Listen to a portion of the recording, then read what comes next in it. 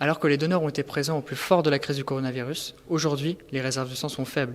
Nous sommes partis ici, à l'hôtel de ville de la mairie de Paris, pour se rendre compte de la situation sur place. Un reportage de Maxime Potreau, Lucas Lescope et Anthony Métro.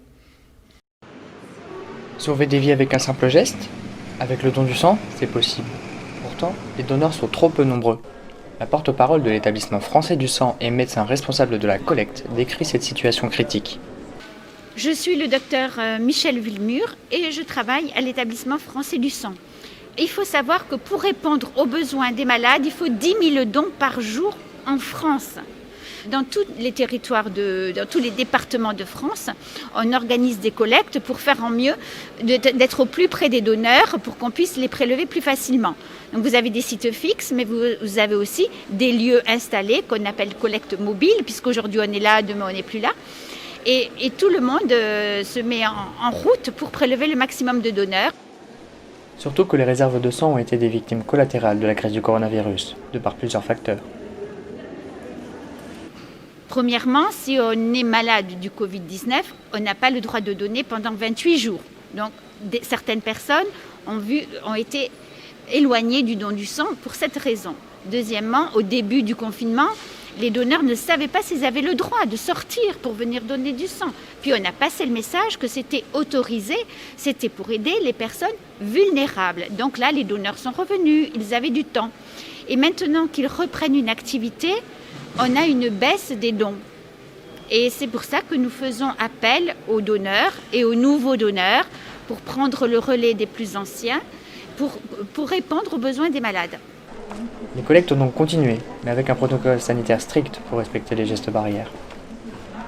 Sur toutes les collectes, maintenant, on demande des prises de rendez-vous pour faire le flux, qu'il n'y ait pas une accumulation de personnes à un instant T. Donc, on doit prendre rendez-vous. À l'arrivée, bien sûr, on dispose de gel hydroalcoolique à l'entrée de la collecte. On munit les donneurs et le personnel d'un masque. Donc on respecte des distances, on nettoie le matériel entre deux passages, par exemple le tensiomètre, la chaise, voilà. Et après à la collation, là, on est obligé de sortir le masque, donc on disperse les donneurs dans la salle de collation et pour sortir, on redonne un masque au donneur. Avec la diminution des dons, il faut donc remplir les stocks pour l'été, où les Français donnent moins leur sang que le reste de l'année. Alors, il faut savoir que les produits sanguins ne se conservent pas indéfiniment. Un concentré de globules rouges se conserve 42 jours et les plaquettes 7 jours. Donc, il faut renouveler tout le temps les produits sanguins.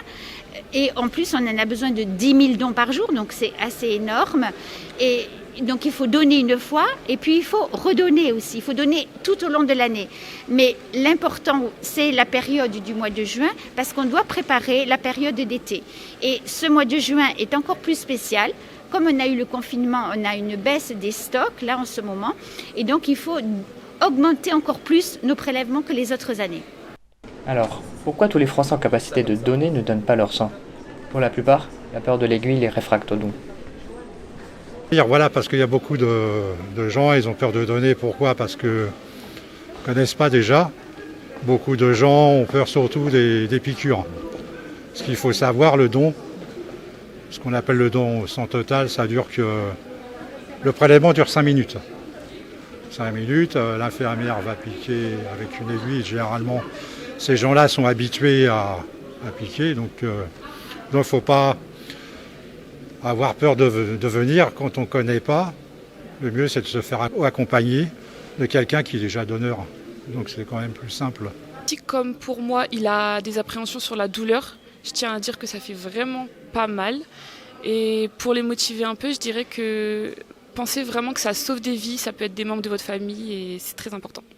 Mais les besoins des malades sont la première source de motivation pour les donneurs. Et le message reste le même. Franchement, ceux qui peuvent, qui viennent et ça coûte rien en soi. Donc, en plus, on a une petite collation à la fin, donc c'est sympa, hein. Donc c'est cool. Je me suis pas vraiment posé de questions, je me suis dit que c'était un peu normal. Je sais que ça sauve des vies et que c'est hyper utile dans le domaine de la médecine.